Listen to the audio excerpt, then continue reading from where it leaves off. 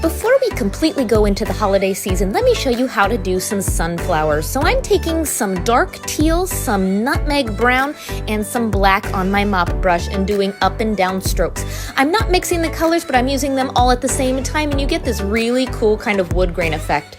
And then I'm drying it for this next part. I'm going to take a large pouncer with black paint and do a big dot. That's going to be the center of our first sunflower. I want to give him some friends, so I'm going to do one slightly higher on the left side of him, making sure it's spaced out enough for some petals, and then a slightly even taller one at the top right. So 1, 2, 3, all different heights. There we go. I'm also going to take my mop brush with just black paint and brush in some black just from the top of my canvas and even some at the bottom. What this does is it usually creates a frame that forces our eye towards the center of the picture where the sunflowers are. So that's kind of optional, but I like to do it just as an extra detail. Now I'm going to use white first on a medium round brush. This is going to be a repetitive step. I'm going to start at the edge of my circle, press down and pull out, lightly pulling up as I get out towards the outside edge of my petal. So press down and pull out, always straight out from that point that you start at the very edge. Don't worry if you mess up your circle a little bit, because we can go back and fix that later. But I'm going to do that all the way around my circle. Notice how no matter where I start on that circle, I'm always pulling straight out from that point. All right, and I'm doing that to every single flower, and then dry it. We used white first because now I'm going to go back in with some bright yellow and do the same exact thing. It doesn't have to match up exactly, but if we hadn't done the white, the yellow would have turned green because of the blue in our background, and we want it to be vibrant like the sunflowers usually are. So I'm doing this to every single flower again, the same stroke all the way around until the white is pretty much covered. Don't worry if it isn't completely, but this time I'm going to go in with some like golden yellow, doing the same thing, but notice I'm not going all the way out to the edge. It's okay if the white and the bright yellow peek out because that gives you a little bit of a halo around it. It looks like a highlight, really pretty. So I'm going to do that to every single flower again, and it doesn't, like I said, have to match up exactly with every single brush stroke. You're just layering the paint colors to make it look three-dimensional. So I'm also going to go in with some nutmeg brown that I used from my background, and I'm doing the same stroke but much shorter, like less than halfway out from my petal. Sunflowers sometimes have sunken in centers, so this is a little bit of shading, if you will. It's going to make it definitely look more three-dimensional or more golden-like, like a sunflower.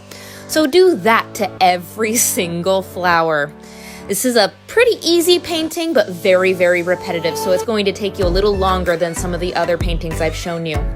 And then, like I said, we can go back and fix up those centers. Just use your pouncer again with black paint. Ooh, that's so much better. Do that to every single flower then to add those centers back in. Awesome.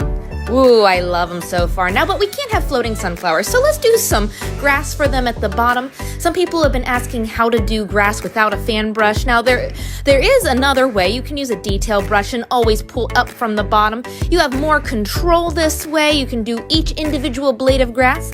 It's a very similar stroke to the petals, actually. Just make sure they're all different heights. They can be kind of leaning over each other. Don't make them too tall. You don't want to have to go mow your grass, but I'm going to do this all the way across to the other side of my picture. And make sure you're using dark and light green, especially for the stems too. I'm just gonna take that and go all the way up from the grass to the petals. And then I'm going to add some leaves. I'm just doing a line off like a branch, and then just doing a bunch of little lines going up and then out from the other side. Same stroke. Okay, this is all pretty much the same stroke in this painting. Just do a line for the center part of your leaf. Do a bunch of strokes pulling out to the right and then to the left on either side. That's a fancy leaf. There's a couple different ways you can do leaves, but do it however you feel. I'm also going to take pops of white, especially on my green, because I want it to look like the sun is shining on it. Don't forget to do that to your grass either. There we go. Anything in nature that's growing, always add white at the end. And on that note, I'm also going to do some highlights to the centers of my flowers using a fine sea sponge. I'm going to start with nutmeg and tap in some seeds. I start with nutmeg, which is a darker color. Then I go back in and I usually use some tan. I use a lot more tan than the nutmeg because they really pop out from the black background of the center. Look at all those seeds. Ooh, I love sunflower seeds. That's making me hungry. And then I always do pops of white as well. Not covering as much, just more like a shine. So that's how you do a really simple version of my sunflower painting. It's actually a popular one in my classes. When you get really good, you can use a detail brush and get this detailed, or even do variations like this one right here. I'd love to see what everybody does. Let me know how it goes.